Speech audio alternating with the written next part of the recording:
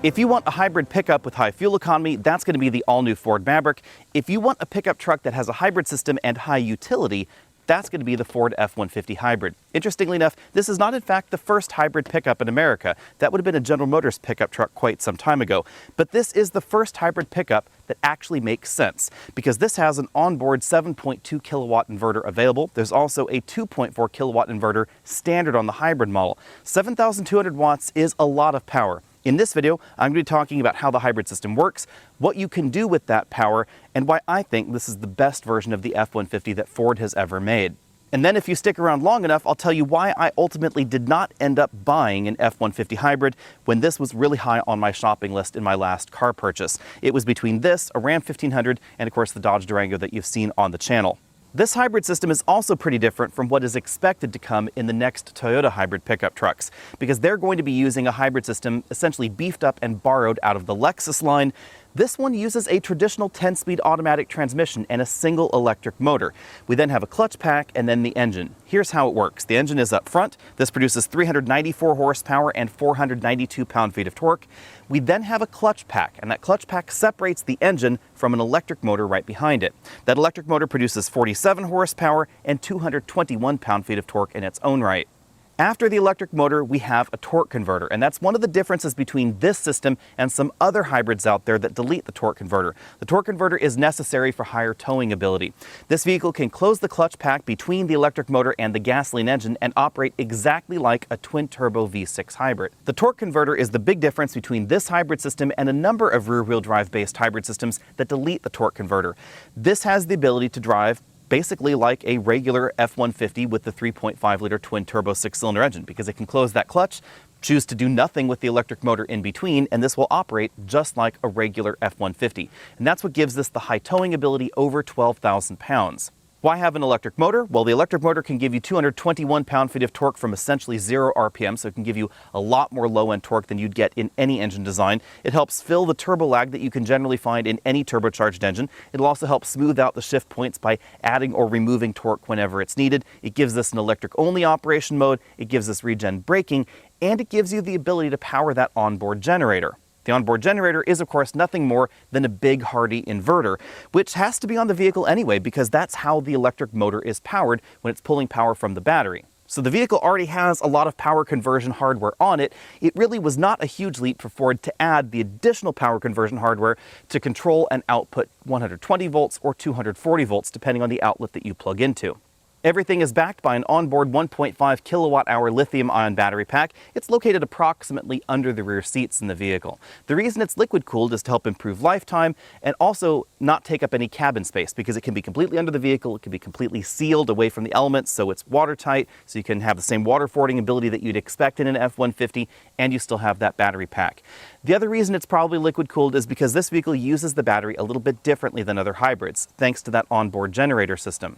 When the onboard inverter is in operation, it doesn't need to keep the engine running all the time, because that wouldn't be efficient. Instead, what this can do is it can run the engine, charge the battery more rapidly than you're able to pull power out of the battery, and then it can turn off the engine, wait for a little bit, turn the engine back on. So this is not going to be running the engine constantly. And that makes this quite different than other generators. Let's take a little bit of a diversion here and talk about generators. As I've said before, I live off-grid, so it's time to take a little bit of a trip and see some of my off-grid setup. This will help explain how much power is going on in the F-150 hybrid.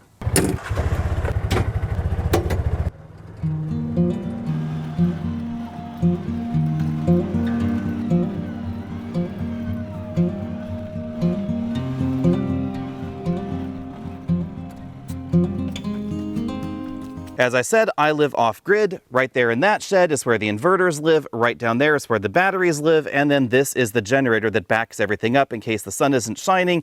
And of course, PG&E isn't working either, because I do have the option of connecting to the grid sometimes. Under here, we have a small diesel engine. This is a Kubota small diesel right there. And this is a 7,000 watt peak generator. This costs about $7,000. It's also a little bit louder than that Ford truck. As you can probably hear, this multi-equip generator is pretty quiet. It's currently idling, it's not at full load, but this is definitely quieter than the gasoline generator or most propane generators. This is a water-cooled diesel engine. Now, if I flick the breaker here, You can hear that it is now a little bit louder. On my sound pressure level meter, it is now 68 decibels at 23 feet, which is kind of an odd distance, but that's apparently how generators are measured in terms of sound level. In case you're wondering, these inverters are what power the house. You can see there are 3 of them. These are 6,800 watts peak. So each of these units is actually less than one F-150 hybrid in terms of its power output capability. Now, because I live off the grid, it's relatively easy to see what kind of power I'm consuming. Right now, the power is jumping between about 4.5 and 3.8 kilowatts right there. That's because I have the washing machine running, I have the irrigation pump running, we're watering the hillside right now, I have the well pump running, and then just the general dull roar of the refrigerator, the dehumidifier in the basement, all of that's going on. That's how much power my house is consuming right now, so it could very easily be accommodated by the ProPower system on board this truck. Now let's go back up the hill and find out how loud the Ford is. The truck is on, and I'm going to measure out the 23 feet here from the loudest part of the truck, which is going to be the front right there. I'm now at 23 feet. I will warn you, I don't have my professional decibel meter on me right now. I accidentally left it at the office today, but you can see I'm 23 feet away, and I have a handy dandy little iPhone app here, which seems to be pretty accurate. Let's find out. 42 decibels. It's a pretty quiet forest. Me talking right here in front of my iPhone is 82 decibels. How does that compare to, say, your average Home Depot generator? I'm glad you asked. But before we get to that, it's time to go over to the handy dandy fuel trailer and make sure that the F-150 is completely full for the next part of this test. And now, to make sure the silence is completely interrupted, I not only have the F-150 running, but I also have a pancake air compressor in the back. You can probably hear that right there. Let's see how quiet or loud these are together. 56 decibels. So even with the pancake compressor in the back and the 3.5 liter V6 engine running, this is considerably quieter than the relatively quiet 2-cylinder diesel. Now, that first measurement was, of course, when the F-150 wasn't running, but it was still generating 7,000 watts of power. And another nice touch with this system is that you can provide power to accessories like this, or your RV, or whatever it is you have back here, while you're driving the truck down the road. Now let's take things to the next level and run a well pump for a while. The Ford has an L1430P connector. That's the 4-prong generator style connector right back here in the cargo area. The system is divided into 2 3.6 kilowatt circuits, and you can get the full 7.2 kilowatts using this connector right back there in the bed. Then I simply plug the well pump in over here. It normally is powered by this generator over here in the corner, and now the well is pumping water. Moving inside the truck, you can see that we are drawing a pretty healthy amount of power here. This is 2,600 watts total.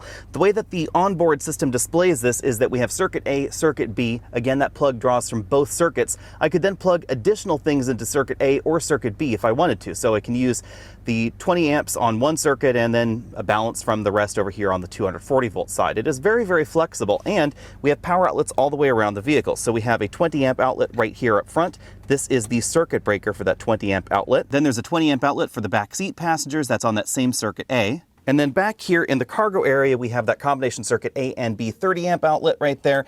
And then the 2 outlets below that. Each of these is just 2.4 kilowatts for these outlets right here. So 2.4, 2.4, and then the balance can come right from there. That gets you up to that 3,600 per circuit total. I think this is a good demonstration of the capabilities of the ProPower onboard system. This is a pretty hardy well pump right there, and I could run the well pump, I could run a booster pump, I could also run a microwave, lights, and refrigerator all from this truck with a 7.2 kilowatt inverter. The reality, of course, is that most folks don't need this much power out of their truck. You can hear it just started right there because it needs to charge the battery. It'll turn off in just a moment. We can actually time it here in the video and see exactly how long it takes for the engine to turn off before it comes back on to cycle.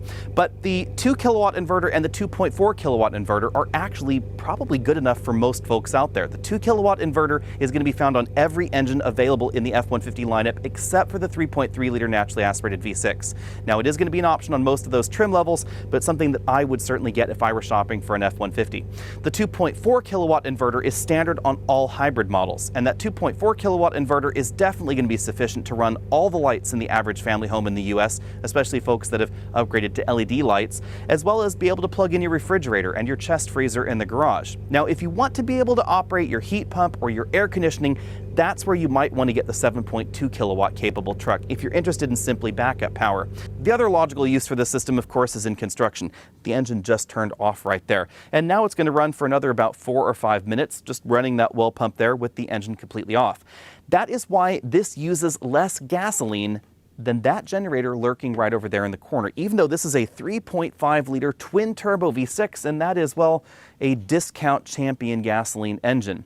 Let's talk about gasoline consumption or fuel consumption for a moment. The most efficient thing that I've talked about so far in this video is actually going to be that Whisper Watt 7000 generator. It doesn't produce quite as much power as this, and 7,000 watts is peak. It's only rated for 6,000 watts continuous, this 7,200 watts continuous, but it is going to be more efficient. That particular generator should be consuming about 0.7 of a gallon of diesel per hour of operation at full load.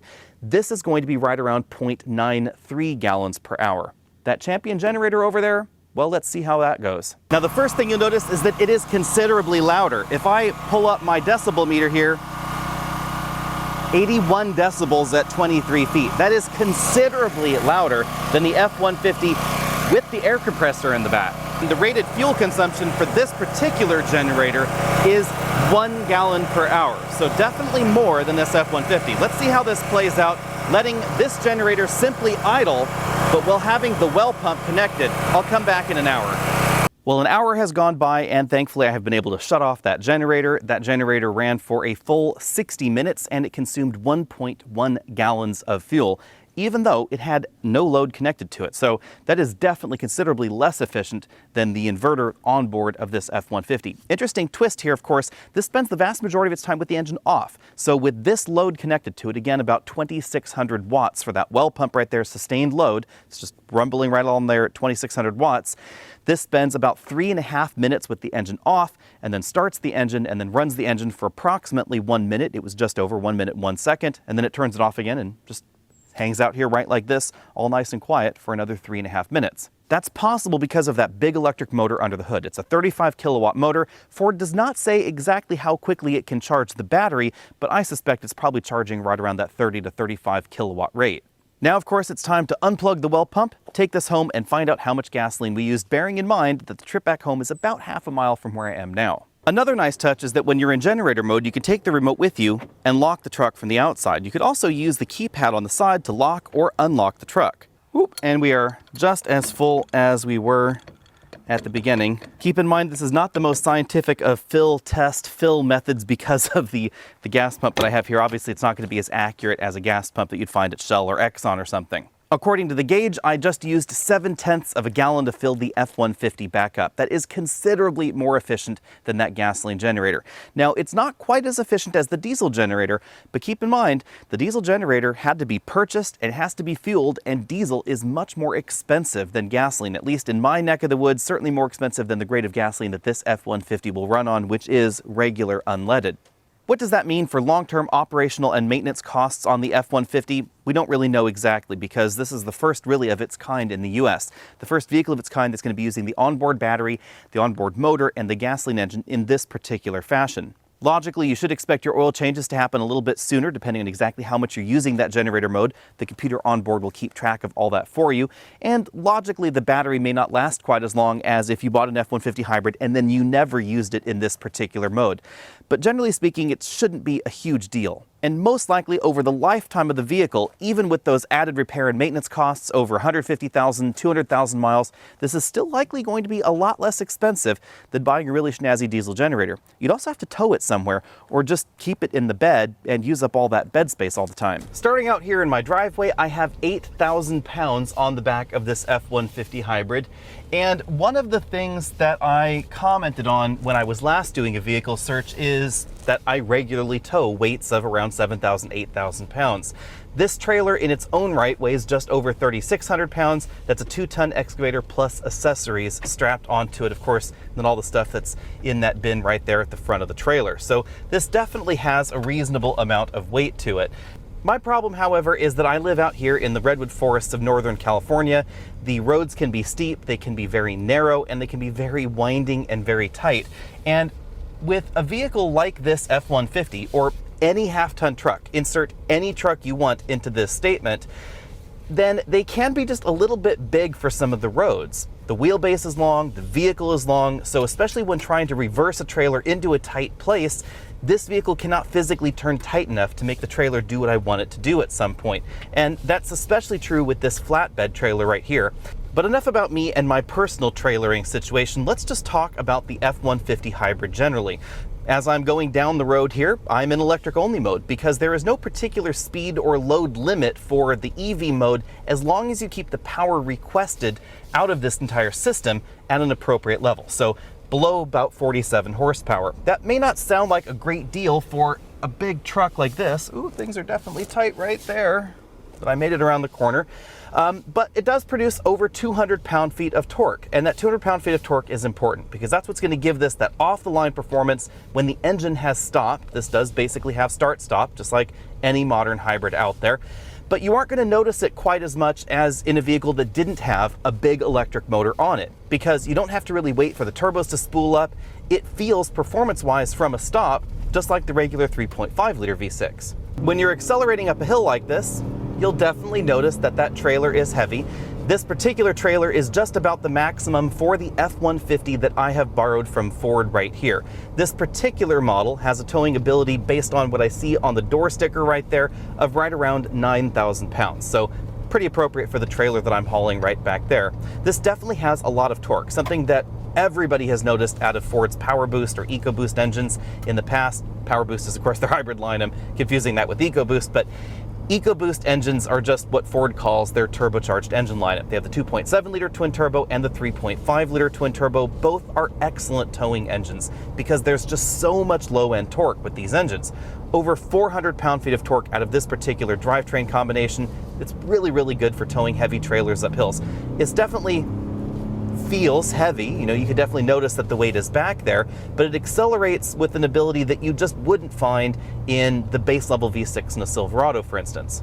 Now, when you floor the F-150 hybrid, you'll still notice that this combination trailer and truck is pretty heavy, and acceleration is a little bit more leisurely than if the vehicle was unladen. 0 to 60 in this particular vehicle happened in 5.3 seconds. That's really impressive for a modern half-ton truck. Obviously, with the load on the back there, this would stretch out to say 12 or 13 seconds, 0 to 60. If you live in a place where you're routinely towing at high altitudes, you'll definitely notice the benefit of the twin turbo setup and the hybrid setup at higher elevations versus something like the naturally aspirated 5.3 liter engine that we find in the Silverado or Ford's own 5 liter V8, because this has a lot more low end torque, and thanks to the turbochargers, it can compensate somewhat for those higher altitudes where you don't have as much oxygen. Now, there are a few downsides to this particular hybrid system. This system is not quite as smooth as those really early generation General Motors and Chrysler rear-wheel drive hybrids, the ones that no longer existed because they didn't really give us much of a fuel economy benefit, but they were really smooth to drive.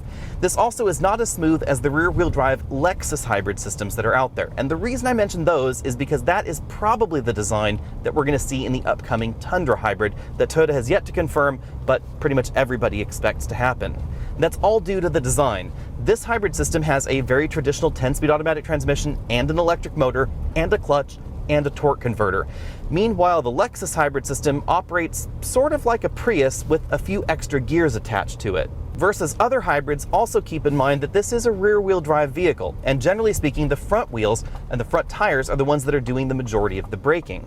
Because of the design of this hybrid system, as you're slowing down from highway speeds with your foot on the brake pedal, it's going to be regenerating power back into the battery via the 10-speed automatic transmission. Because when the electric motor is driving the vehicle forward, it's always driving it through that 10-speed transmission as well. Right now, we're in electric-only mode here, just tootling forward. If I press on the brake, it will start downshifting as we slow down.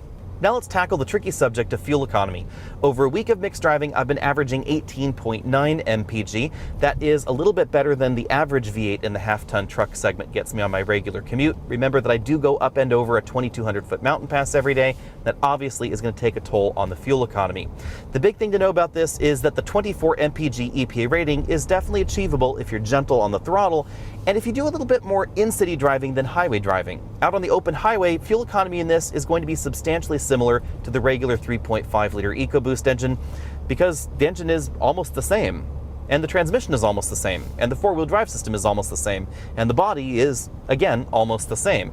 Really what they've done here is they've just added the hybrid system and a few additional tweaks here and there to help improve efficiency, but they haven't reinvented the wheel. This is not an entirely different drivetrain in terms of its theory of operation. Since I'm going downhill at the moment, there's another thing you should know about this system, and that is that we don't get much engine braking. This is, of course, a 3.5 liter V6, not a 5 or a 6 liter V8, so obviously less native engine braking there, and we don't get a whole lot of throttle lift-off regen braking out of this system either. So going down this hill, it's spending most of its time with the engine off. Now if I wanted a little bit more braking, I could put this in the manual mode right over here, and then I use the toggle on the shifter to control the gear that I'm in. I can choose, say, third gear here going downhill. But this particular engine is not capable of keeping this load on the back at an even speed going down this hill, and you can do that in the F-150 with the 5-liter V8, or the Silverado with the 5.3, or the Ram with the 5.7, etc., etc., etc. This engine just does not have enough engine braking ability to keep this truck and trailer combination at speed going down the hill. So you are going to be relying on the physical friction brakes on the truck and on your trailer to control those heavier loads down longer hill runs. Now for most people this should not be a problem because the vast majority of Americans do not live in an area that is mountainous, so they're not generally towing heavy loads like this going down steep hills. But it is something that you should keep in mind if you find yourself in that situation. If you are planning on, say, taking a big heavy RV across the country, keep in mind that this will definitely be relying on the brakes in the tow vehicle and the brakes on your trailer a great deal more than a pickup truck with a larger V8 engine. At this point in the video, you have no doubt noticed that I have not done a walk around of the interior or talked about the seats, etc. If you want to know all those details, be sure and check out the first video on the F-150 hybrid. I decided not to recover all of that ground in this video, it seemed a little bit redundant.